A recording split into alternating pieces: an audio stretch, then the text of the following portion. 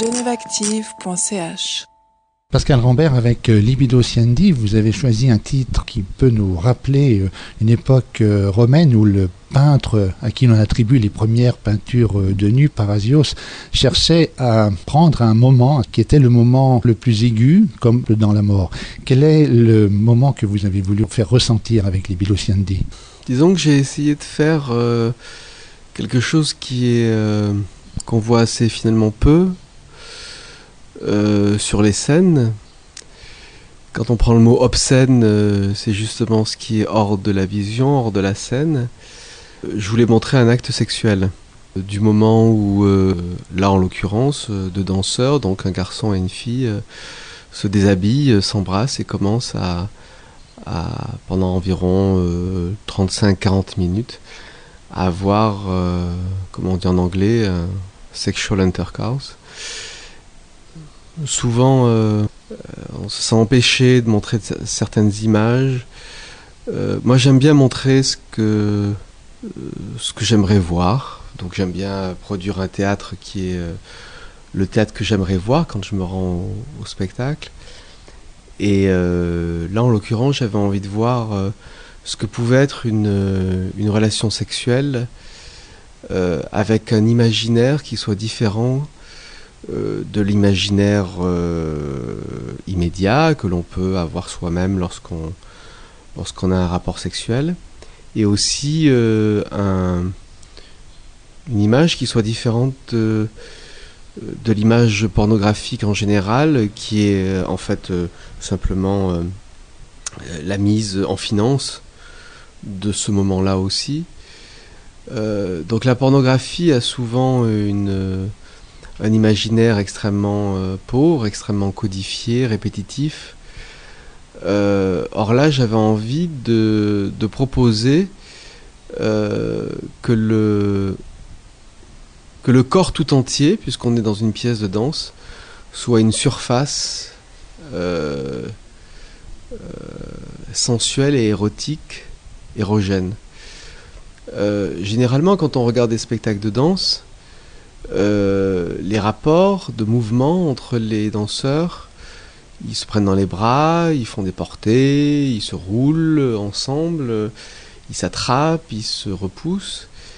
Et d'une certaine manière, les parties génitales ou la poitrine est comme floutée en direct par les gestes eux-mêmes, c'est-à-dire qu'on touche une hanche, on touche une épaule, on prend le corps en entier, mais il n'y a pas de rapport aux parties érogènes. Donc je voulais créer une danse à partir de ce qui bouge. Pour moi, je veux dire, un sexe qui devient dur, une érection, c'est déjà de la danse, quoi. C'est déjà un mouvement. Un sexe féminin qui s'ouvre, c'est aussi un mouvement.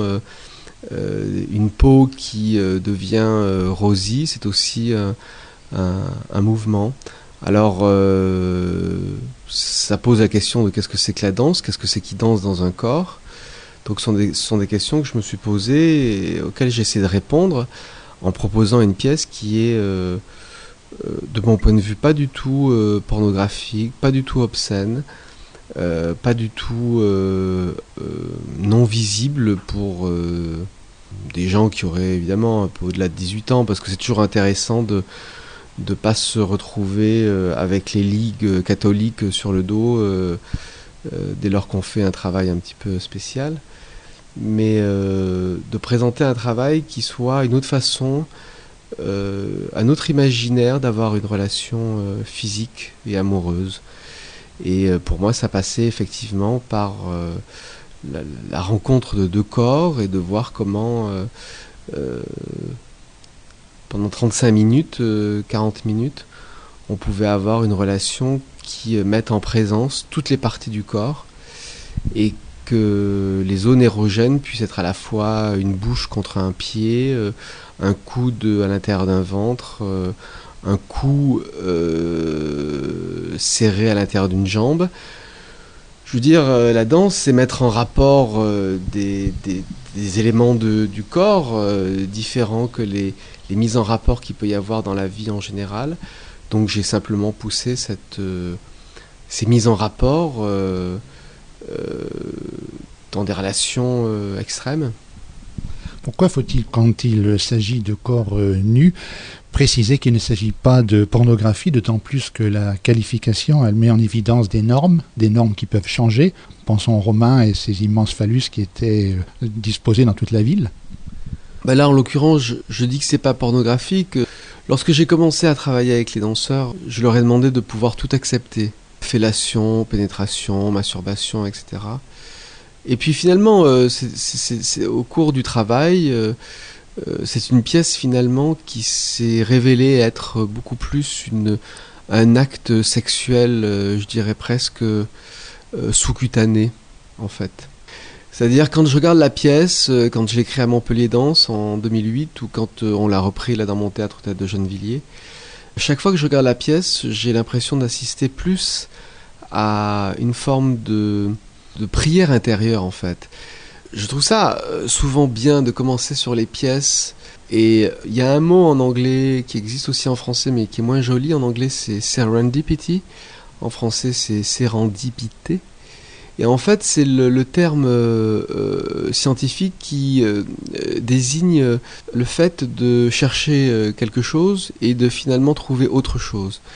Souvent l'art de la chorégraphie ou la dramaturgie, de la mise en scène, c'est partir dans un chemin et finalement découvrir quelque chose d'autre. Donc j'aime beaucoup le processus qui consiste à partir dans une direction et à en trouver une autre. Et là, en l'occurrence, partant d'un sujet qui était effectivement comment on montre une relation sexuelle entre un homme et une femme, sans aucun tabou, sans rien cacher, finalement je suis arrivé à une pièce qui est plus une prière finalement. Chaque fois que je la regarde, je suis surpris parce que ce que l'on voit à l'extérieur n'est que la manifestation, mise en relief de ce qui se passe à l'intérieur, du désir qui se passe à l'intérieur des deux danseurs. Et j'aime beaucoup ces paradoxes finalement. Partir dans une direction et en trouver une autre. Faire une pièce de danse qui va aller chercher le rapport sexuel et produire une pièce de danse qui montre au contraire, in fine, lors des représentations, une sorte de mantra, d'exercice spirituel qui passe aussi par le corps. Je suis moi-même extrêmement surpris en fait. Et entre ce que des fois on annonce d'une pièce et ce qui en est le résultat, je trouve que le véritable travail se situe de ce point de départ et ce point d'arrivée, qui fait que souvent on arrive à un autre endroit que celui qu'on avait pensé au départ. Et là, en l'occurrence, c'est vraiment ça. Je veux dire, la pièce, pour moi, est finalement une prière, quoi. La pièce commence par un long baiser qui symbolise la fusion entre ces deux corps, fusion qui est aussi le rêve ou l'utopie des amants.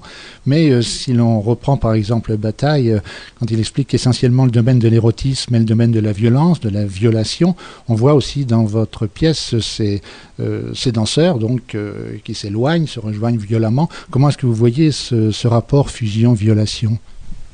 C'est plus dans un rapport chorégraphique, c'est dans un sens de dévoration de l'autre et de besoin, parfois, le désir étant, en l'occurrence là, tellement fort entre deux, qu'ils ont d'une certaine manière besoin parfois de s'éloigner pour respirer, comme on a besoin de respirer une fois qu'on a fini de faire l'amour, ce besoin aussi de s'écarter du corps de l'autre, et puis pour y revenir. Donc ce sont vraiment des attractions et des répulsions qui sont chorégraphiés dans ce sens-là. Au niveau du sens intérieur, effectivement, on a un fort besoin l'un de l'autre et puis parfois une nécessité de s'en éloigner. Et au niveau chorégraphique en soi-même, on est plus là dans un rapport qui permet effectivement des façons de s'encastrer, parce que là, les corps dans la pièce s'encastrent très fortement, et par moments, au contraire, des besoins oui, c'est ça, besoin de respiration, de plus justement être dans la fusion.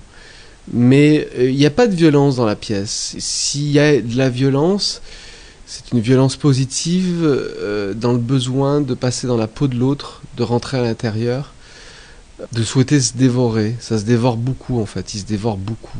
À travers le fait de s'embrasser, à travers le fait pour la jeune femme de prendre le sexe de l'homme dans la bouche, pour le jeune homme d'aller entre les jambes de la jeune femme. Donc il y a un désir comme ça de rentrer à l'intérieur du corps de l'autre, quoi.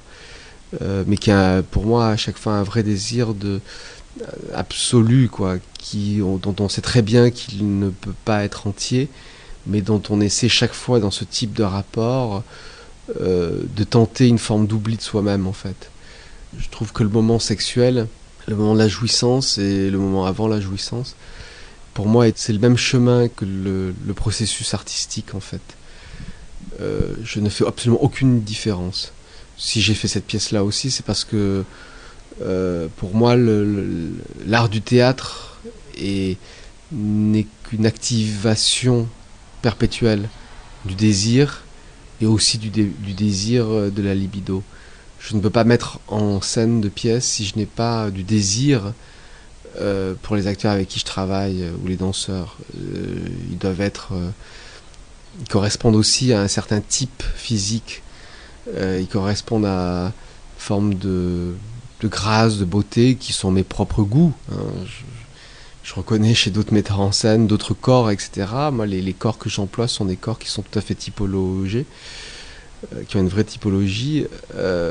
Après, cette pièce-là, d'une certaine manière, elle résume aussi vraiment mon rapport profond à ce que je pense qu'est un acte artistique, c'est-à-dire ce besoin à un moment donné de se perdre dans des endroits où l'on ne sait plus. Pour moi, l'art du théâtre, le fait d'écrire, l'art de la mise en scène, c'est pas le lieu où l'on acquiert une forme de savoir, mais c'est au contraire l'activation d'une place du non-savoir, de quelque chose où on perd connaissance d'une certaine manière. Et c'est pour ça que dans ma pratique, c'est très lié au rapport amoureux, au rapport du désir. Quand on va chez son banquier, on veut savoir combien on a d'argent sur son compte. Quand on va au théâtre, on y va pour aller dans un endroit où on va perdre une partie de nos certitudes, où on va perdre nos repères. Lorsqu'on s'était rencontrés ensemble avec Genève Active au mois d'octobre, je crois, que je présentais au Grutli de mes propres mains, le processus était différent, mais était pourtant le même, puisque les spectateurs étaient plongés dans une pénombre totale qui faisait perdre entièrement les repères pendant plus de, je sais pas, 15-20 minutes, jusqu'à ce que la lumière apparaisse. Donc on est chaque fois, pour moi, dans mon travail, dans un rapport où j'aime ce moment où l'on perd pied physiquement, et le moment où l'on perd ses repères habituels de sens, de connaissance. Donc finalement, tous ces projets-là vont dans le même sens, mettre le spectateur dans un endroit non pas de reconnaissance mais de découverte. Geneveactive.ch